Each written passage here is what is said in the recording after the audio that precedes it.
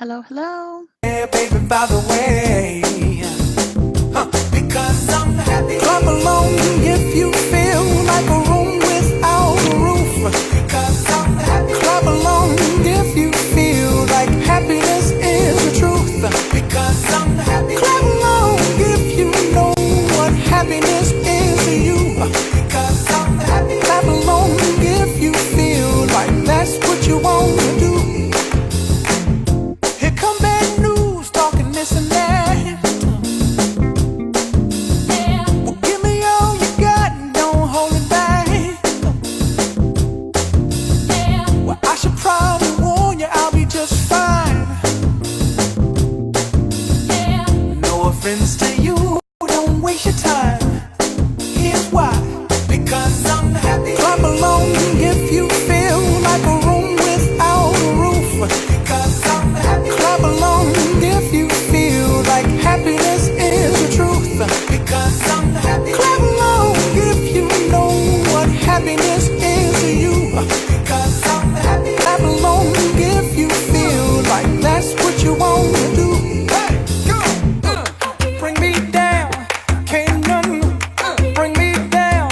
Your love is too high, bring me down, can't none bring me down. I said, bring me down, can't none bring me down.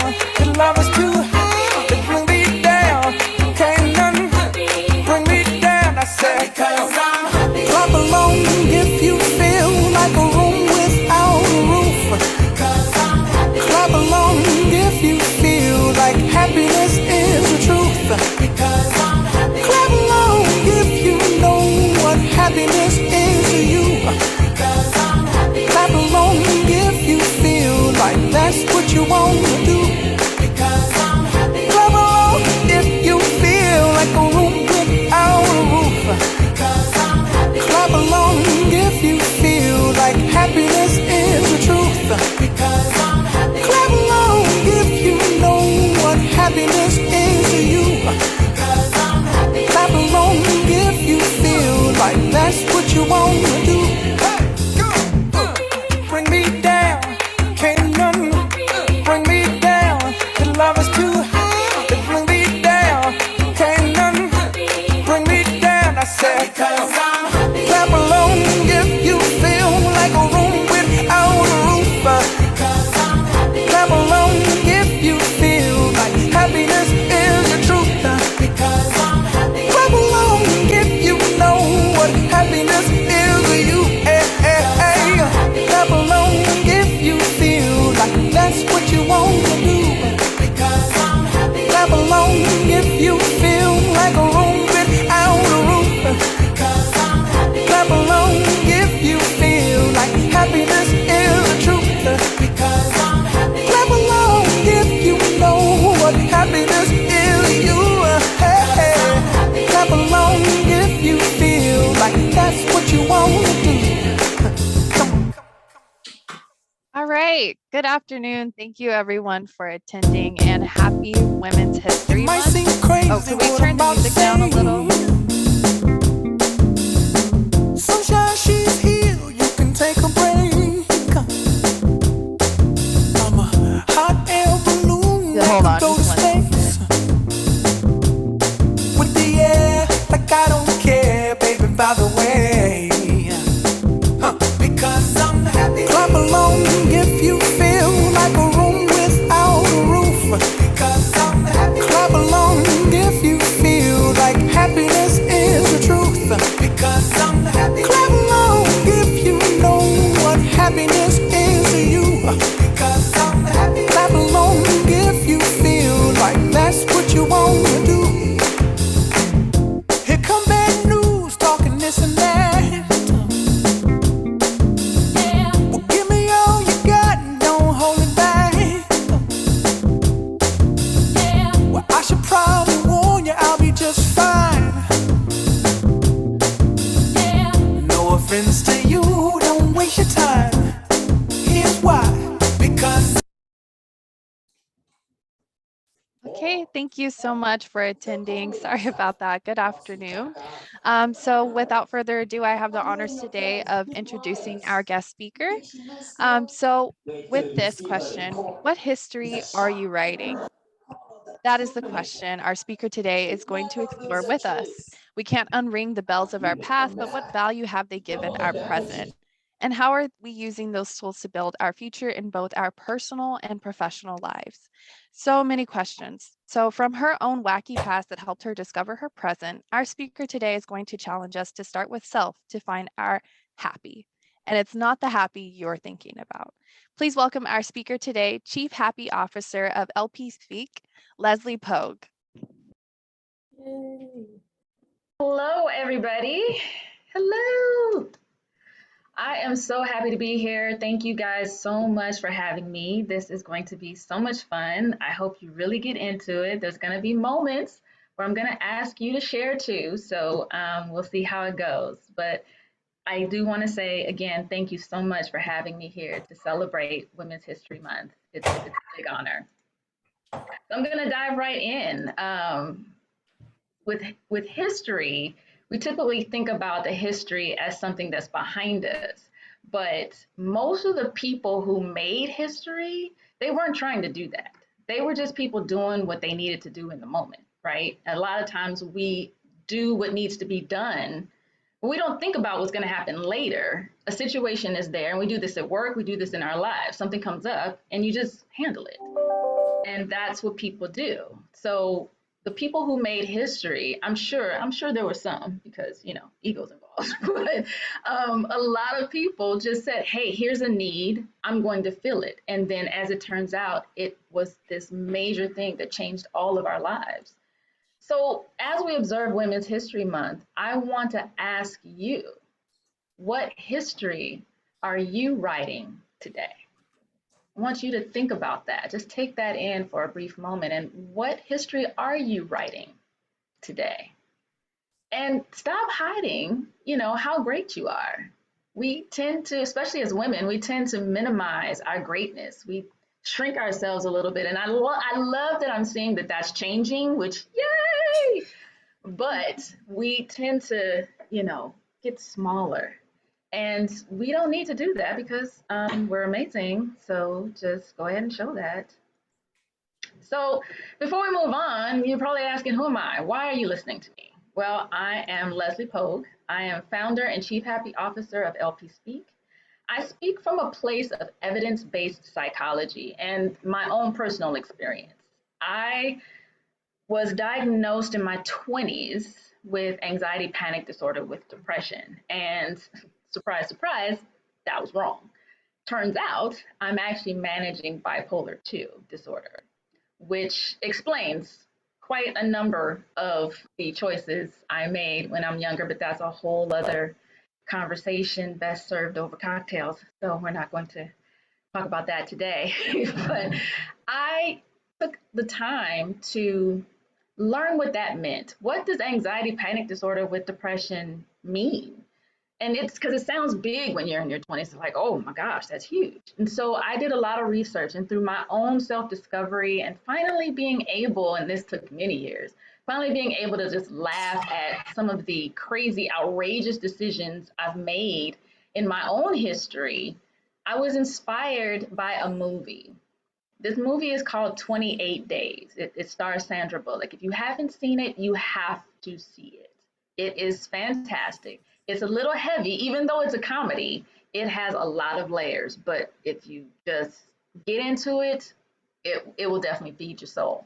So I used that book. It inspired me in one of the lowest points of my life, and I said, "Hey, you know what? I'm going to create a program for myself just to get out of the funk I'm in. I'll give myself 28 days to figure this out." And I gave myself different things to do. And a lot of what I did is actually in my book, 28 Days to Happy. So it evolved and grew and changed, and it ultimately became the happy that I'm talking about today. And just like in the intro, it said, it's not the happy you're thinking about. It's because happy is an acronym. And it's an acronym for hearing your truth, acknowledging your feelings, giving yourself permission to feel better, purging the past, and then yielding to the life you've now created. And that's what you want to do. You want to create the life you want because life is long, but it's also very, very short. And why would we want to work and operate in a world where we're just fussing and cussing and just not happy all the time? Happy is not something you can sell. It's not something I can give you. Happy is something that you have to do the work to get. But once you have the tools, and that's what's great about this acronym and this program and process is that you can circle back and reuse it anytime. It also is great when you're in the middle of a conflict with another person. You can pause in your brain, especially once you get used to doing it. It's like, okay, what is my truth right now? What's happening? How do I feel about that? How do I give myself permission to say what's actually going on and so forth and so on. So the more you learn how to own your own happy and own and give yourself permission to be your fullest self, the closer to happy you'll pretty much live and stay. Life is what life is, but we always need that way to get back. And it really depends on our perspective. So I'm going to start now with you guys. Let's start. We're going to talk about yesterday, today, and tomorrow. But what is your perspective right now? So some of you might be familiar with this picture, but I want to ask you, who can see the old lady? Use the buttons to do green for yes and red for no, for those of you who can see the old lady. Do they have those options? Can our attendees do that? No, I don't think so. We could However, do thumbs up or down. We could do thumbs up or down. You can do thumbs up or down? Okay, awesome. If you can see thumbs up and down. I can't see everybody, so I'm gonna leave it to you guys to see the thumbs up or down. Who can see the old lady? Are we getting any thumbs up? it's a Some. few thumbs up, a These lot thumbs of thumbs up. down. Okay. Who can see the young lady? Can anybody see the young lady? Okay, I see a thumb up. I see a thumb up. Okay, so can anybody see both the old lady and the young lady?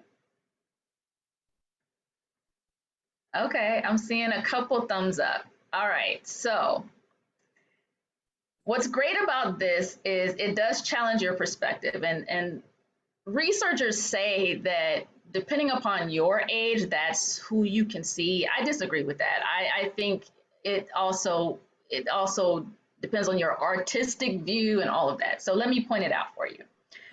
Can everybody see my cursor? My pointer? Yes. Okay.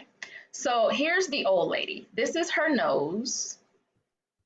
This is her mouth. This is her eye.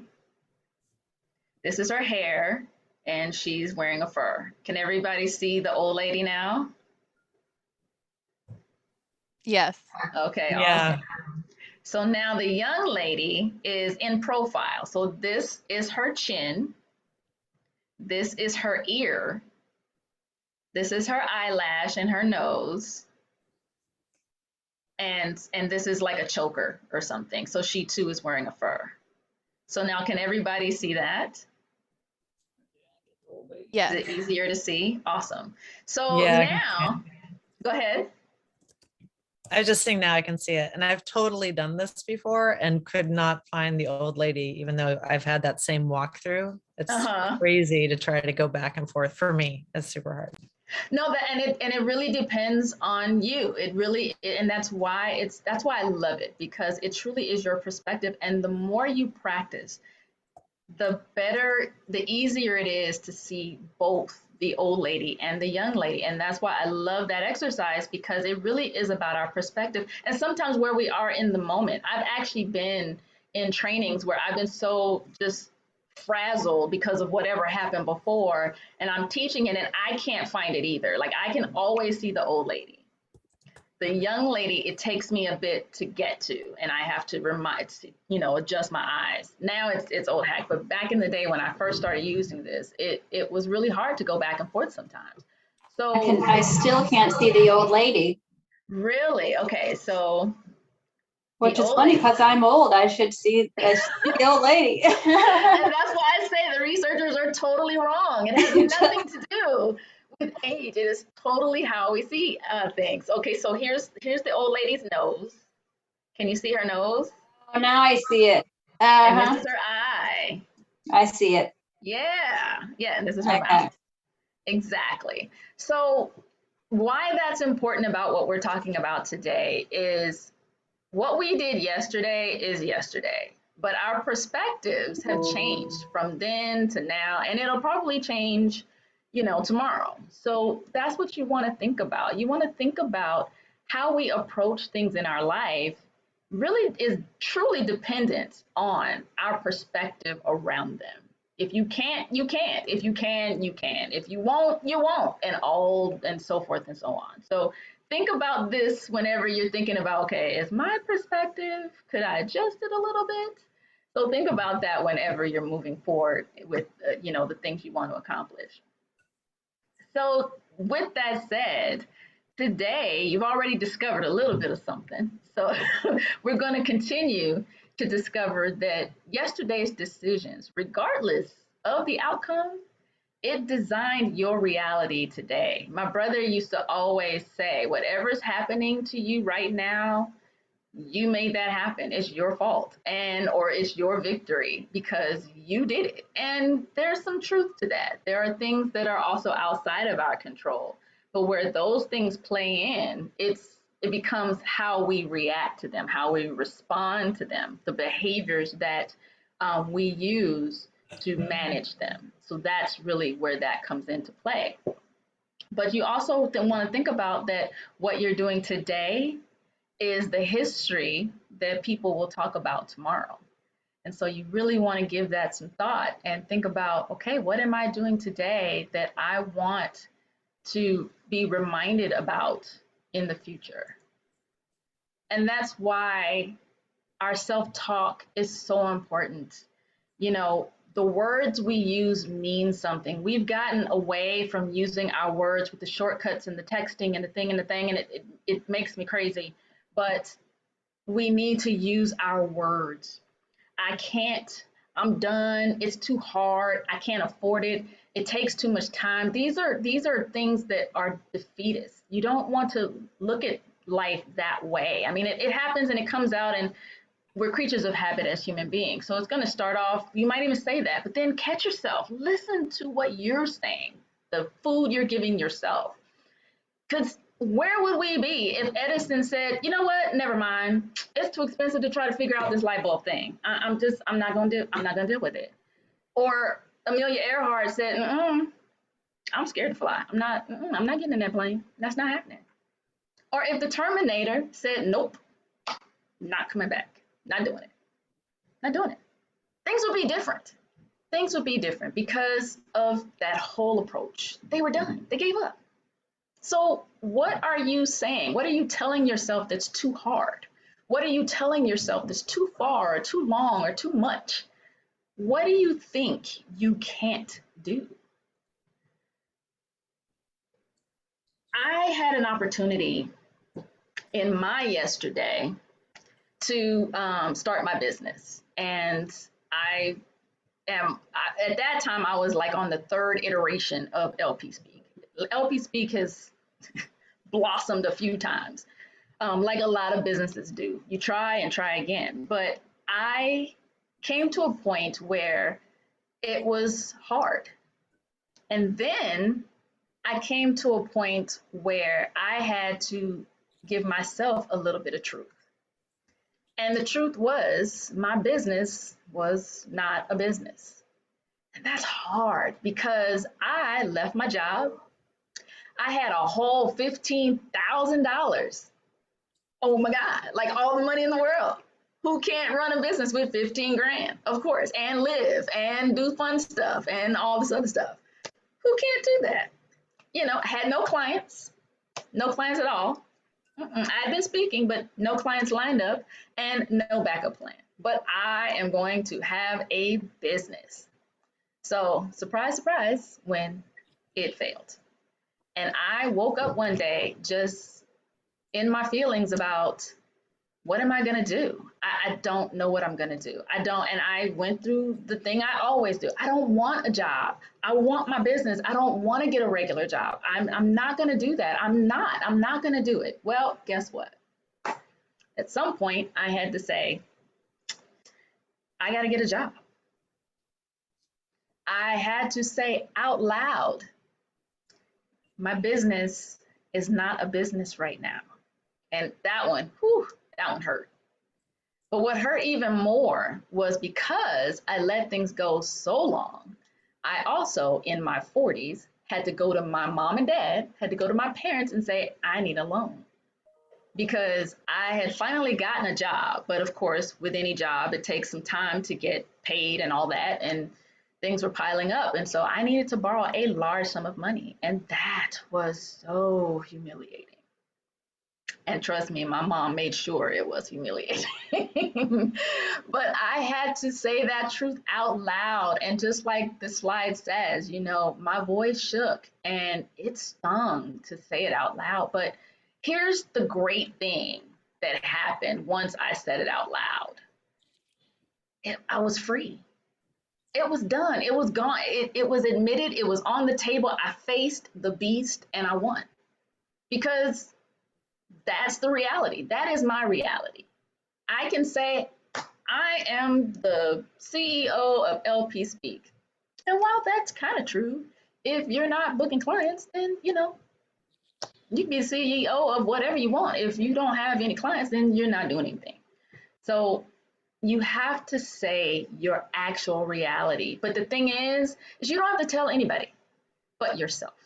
And that's where you have to start. If you're not honest with anybody else, if you want to give the smoke and mirrors about how wonderful and fabulous your marriage, your life, your job, your kids, all of that is, then that's your choice. But you have to be honest with you, because that is what's going to stop. That is where you are going to lose out on your goals. Nothing will work because you're making plans on a false reality. And when you do that, the expectation is that it's going to work, but you haven't laid the foundation of your actual truth to be able to build from there, because that's what you need. You have to do that. So let me ask you, what is your narrated truth? What are you afraid to say out loud?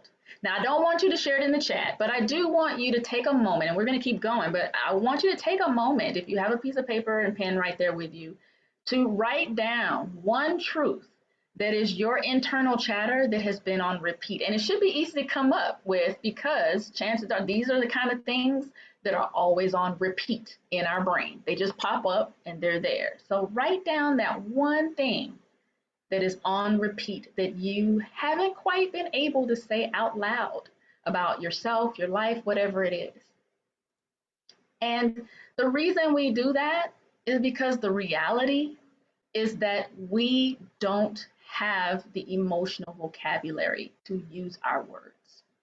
You know, a lot of times we stick with happy and angry and sad, and now it's woke, whatever that means to you. But our emotions and how we feel about something is so much more complex.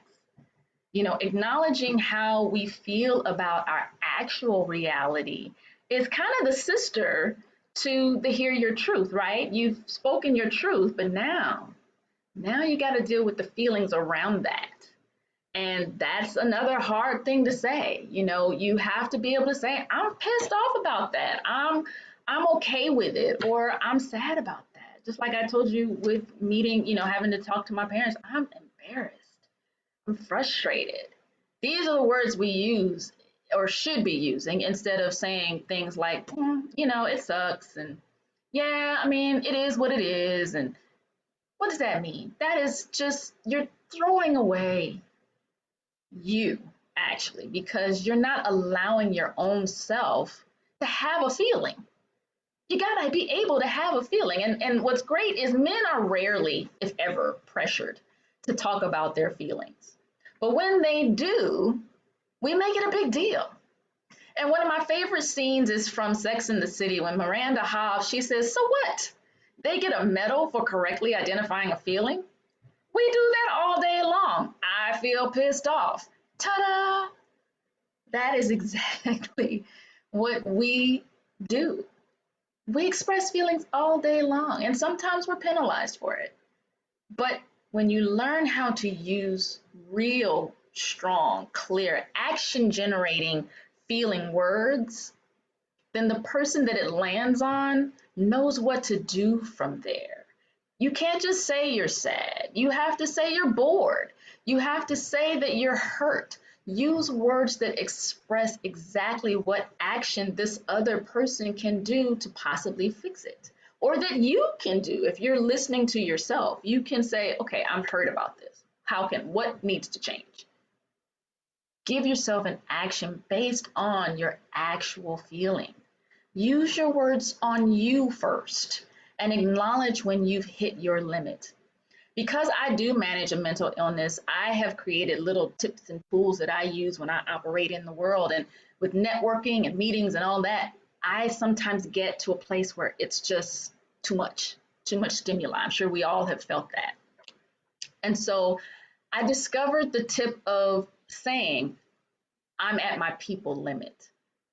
So when I'm leaving a party or leaving networking and my friends or whoever is there is like, oh man, you're gonna go already? I say, yeah, I'm gonna step out. I've said hey, and I'm kind of at my people limit. Some people get it, some people don't, but that's not on me. That's not my worry. We take on other people's stuff. That's not my concern. I have said my reality and my truth, and I'm out. I'm gone. But thank you.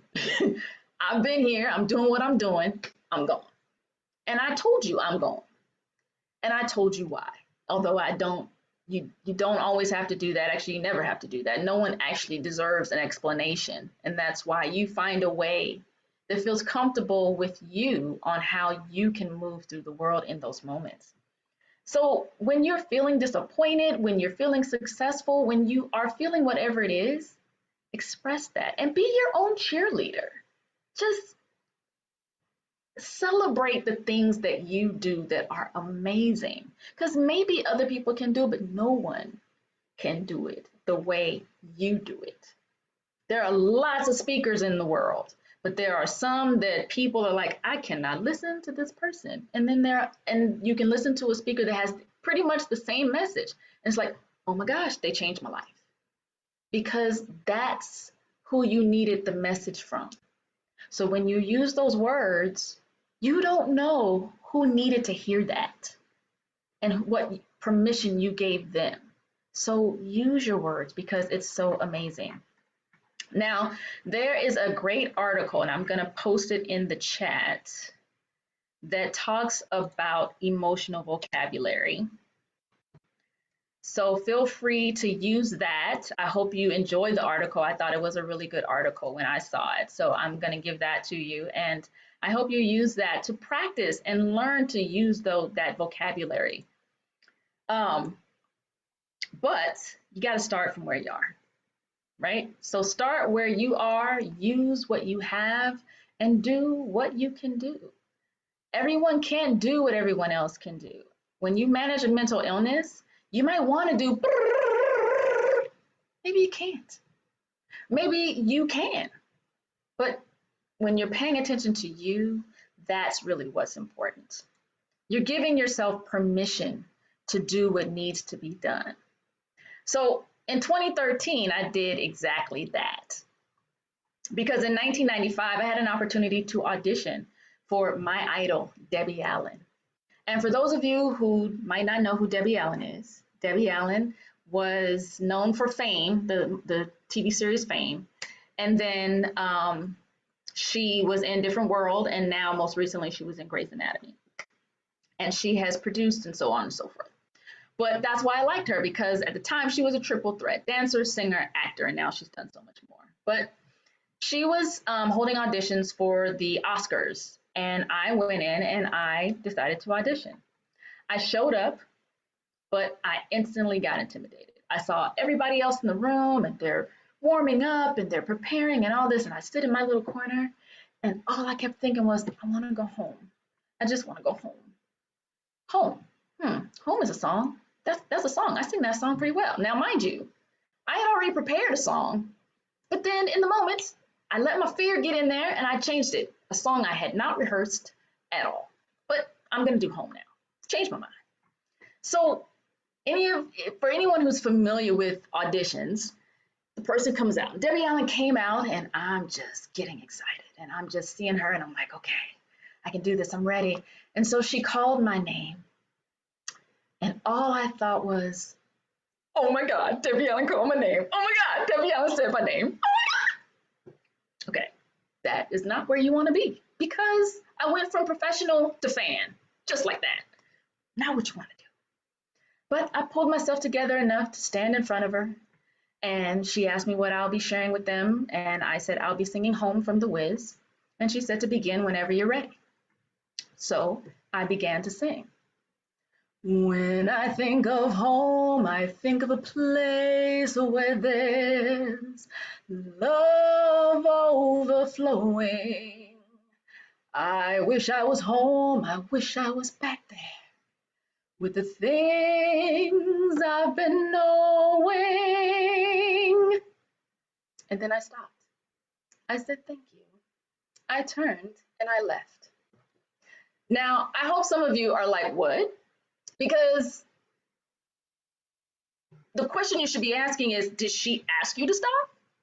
Well, the answer to that is no, she didn't. And that drove me insane because that's not what you do. On an audition, you don't stop until they tell you to stop. And I wanted to die. Now, I thought I had gotten past it, but speed ahead to 2013.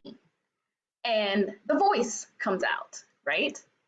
And I'm watching The Voice and there's something going on. I'm like, why am I annoyed? Why am I frustrated? Turns out that all this time, I've been holding on to that defeat. It was still in there. So I decided that I am going to right this wrong. And I couldn't believe that it haunted me, but it did. So I gave myself permission to audition. So I stood in the line for 4 hours. I got in the room with other people, which I did not know that. This is the part you don't see on the show. And I got in the room. I got an opportunity to stand at the front of the room again, and I had 1 minute to shine. And so the guy said, begin when you're ready. Now, I want to ask you, this is where I want to get involved with you guys. So let me ask you, and feel free to unmute yourself. Why do you think I decided to audition for The Voice? What was the motivation? To prove that you could do what you failed to do before. Yeah, exactly. I needed to redeem that moment, right? Because I know I could do it, but I didn't. Exactly. So what song do you think I sang? I'm assuming the same one, I would hope. You're awesome. Brilliant, of course, because if you're going to make a redemption, you have to go out, you have to do what you went out on, right? So that's exactly what I did. So I sang Home. I began to sing, but then, surprise, that internal chatter kicked in, and it's like, oh my God, keep going until he tells you to stop. Keep going. No, it's already been a minute. You can stop now. No, keep going. Don't stop. You gotta wait till he tells you to stop. No. People are waiting in this. You're taking up too much time. It's more than a minute. All that noise is going on while I'm trying to be brilliant, and I only have a minute to do it. So what do you think I did? Let me know. Shout it out. No one? No one has a guess what I did? Did you stop? Did you I keep didn't. going? I kept going. Oh, I kept going until he told me to stop. I did not let that internal chatter win. Exactly. I couldn't let that happen because that was the point of auditioning, right? It wasn't to get on The Voice, although that would have been super cool. And I'm sure if you guys have seen The Voice, you didn't see me on it, so I didn't. But the consolation to that is no one in the room made it. We're like, I don't know how many people in the room. None of us made it. So that was yay. But that wasn't the point. The point was to right the wrong. And I did that. I left there successful. And so that's what you have to give yourself permission to do. Give yourself permission to feel worthy, to feel better, to do that thing that you feel like you just totally messed up, because you can't unring yesterday's bell. You can't do it. You can only start fresh from today. And today, you have to give yourself permission to be okay, to feel what you feel. With remote working too, you also have to give yourself permission to stop working. So I love how Simon, I'm going to let him go. Oh, I went too fast. How Simon talks about work-life balance. So I'm going to share this with you. So I am uncomfortable with this concept of work-life balance because balance is achieved with two opposing forces. Oh, sorry. And why should work and life be in opposition, right? And I don't think there's, if you don't have work-life balance, if you're struggling to find work-life balance, no amount of yoga will fix that, right? Taking off an extra week of vacation, and by the way, vacation means you're not working on the beach. That's just telecommuting from a beach. But I believe in that you're able to build a life where work and personal life become, I don't want to say interchangeable, but smooth. And what I mean by that is they're not necessarily confined by hours in a day, but rather where I choose to give effort. So for example, if it's 4 o'clock in the afternoon, technically part of the workday, and you're hankering for a run because it's a day like this, you go for a run. Like that's, you know, and one of the mistakes that I've made was treating things that are important to my mind, my body, my spirit, as something that I'm only supposed to do off hours or on weekends. But just like I can't decide when I have an idea, sometimes it's on Saturday and sometimes it's in the evening, I also can't decide when I need a break. Sometimes it's something I feel, not something I plan for. And so we've gotten really good. It's imperfect. You know, sometimes responsibility takes precedence, but we've gotten really good in our little company that if somebody wants to take an afternoon to be with their kids, they put in their calendar, with my kids. A long time ago, I used to have, when I had a different form of a business before all of this stuff, we used to have things called duvet days, which I can't remember, we had like 5 duvet days a year or something. And a duvet day was, you wake up in the morning, you just don't want to come to work. You're totally healthy, or it's a beautiful day and I just would rather go to the beach. So you'd call up and leave a message at 8 o'clock in the morning or 7 o'clock in the morning, be like, hey, I'm taking a duvet day, I'll see you tomorrow. And no one would bother you, right? And people are like, that's amazing that you do that, Simon. I'm like, people are doing that anyway. It's called, hey, I think I have a 24-hour bug. I'm not going to be at work today. And they go to the beach. So just call it out. You know, schedule time at the gym in the middle of the day if that's when you like working out. And I just found the more seamless that we can make work and life, the more we start to enjoy both more, because they're not opposing.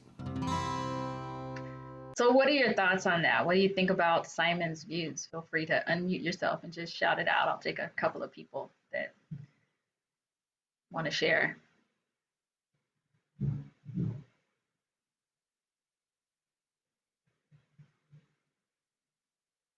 All right. Does anybody want to share a little bit about how they felt about the work-life balance?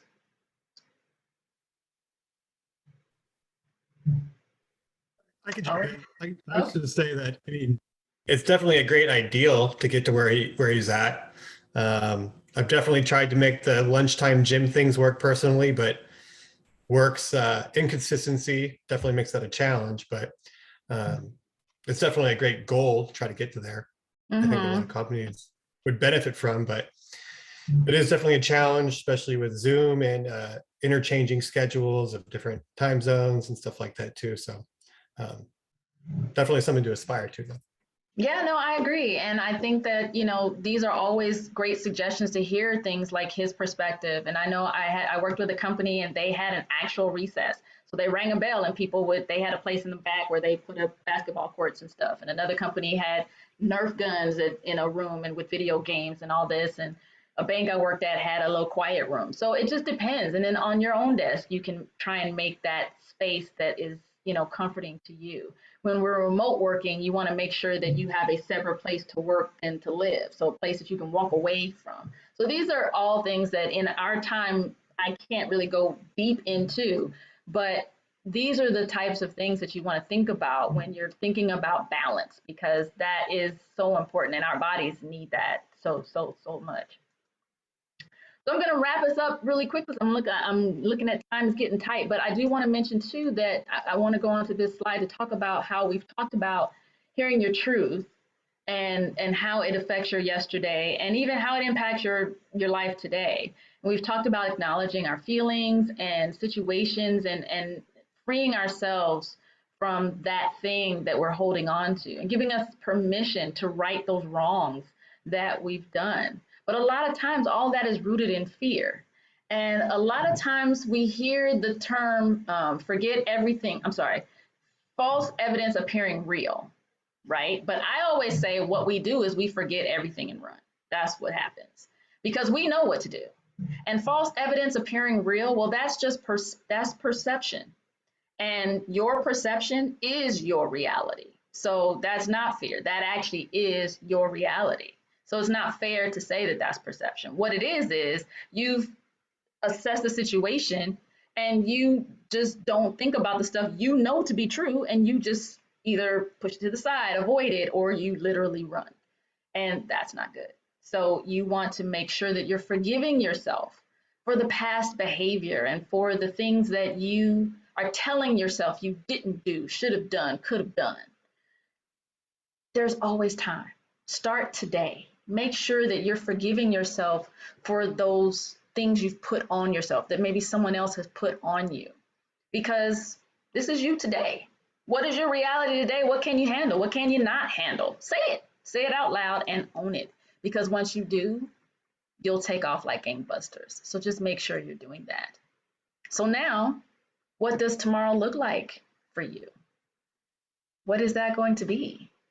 Again, I want you to think about that. You can put it in the chat, or you can write it down on your own of the things that we talked about. And there was a lot I threw at you today in such a short amount of time, but of the things we've talked about, then think about what you're going to do differently tomorrow to move you differently, to get you thinking differently, to move toward closer to your happy. So think about that. If anyone would like to share really quickly, feel free to shout it out, something that stood out for you today. Thank you so much. It's hard to pick one thing because a lot of it was really impactful, and I just really appreciate you sharing like your personal stories with it as well. I guess one thing that stood out that I kind of maybe are questions okay? um, so when you mentioned that, people make you responsible for their stuff, like when you said like you reached your people limit, I'm like, oh my gosh, I want to use that because I can relate to that. But like, I feel like sometimes people make you responsible for their stuff, and like communication seems to be the way around that. But at the same time, like, have you, or like, how do you deal with that when someone keeps like making it, like, for example, they want you to hang out, but you're like, I'm done, I reached my people limit, but they're like now making it seem like you're toxic or you're bad because you don't want to give your time. Do you have any advice for navigating situations like that? I do. It's called the USA method. I understand your situation. S, here's my situation. I have to fill in the blank, or I need to fill in the blank. A, action. Here's what I can do, and when, and how. And so just by weaving that together in that phrase, now that, again, that's your second, like first you've said, I've hit my people limit. Now you've used the USA method. After that, you're done. If you're willing to even go that far, because after that, that's on them. They are pushing their own stuff on you. And you just have to say, you know what, thank you, I just can't. And you have to be direct, which is hard. It takes practice. Even I am challenged by it. But yeah, but USA is usually a good method to get around that. Awesome. Thank you. You're welcome. Anything else that stood out for anybody? Just a comment on the work at home and like the home work life balance. One good thing that, you know, if you have communication, working remotely works really well. And I like, even with our communication working from home, that now no one bats an eye if you put in the channel, "Be right back, my cat's screaming." Right? They're like, "Oh yeah, I understand." So it's like you're not as restricted on what you can do or what you know, can't do. Yeah. Yeah, it is nice that that has evolved to the point where we can be human beings in a meeting. And it's nice to be able to say, hey, I just need to step away for a second. I'll be back. So, yeah, exactly. I agree with you. Anything else? Anything else anybody wants to share? All right. Well, I do have a little something for you, and I'll have to email it to them because I don't think I can put in a document in the chat or anything. But I have a free gift for you. I have a webinar that's all about burnout and self-care, and I'm have a resource guide that goes with it. So I'm going to send it so that you guys all get a copy of that. And it talks about things you can do, and it has a lot of resources in it. It also has a lot of mental wellness resources as well. But it really gives you some links to a lot of things to help with the burnout, with setting yourself up for success, self-care, all of that great stuff. So look out for that. I want to make sure that everybody gets that because, again, that is what you want to take care of so that your future is bright and you're focused on everything. So I can pass that on. And with that, I'm going to say thank you for having me. And we can definitely officially move into the question and answers if you guys have any. Thank you so much for speaking today, Leslie. My pleasure. Yes, thank you so much for this time. Thank you for your vulnerability, your experience, and all the acronyms. We have to go back and watch and note that up and catch them all up to apply them, but I absolutely love it. So thank you so much.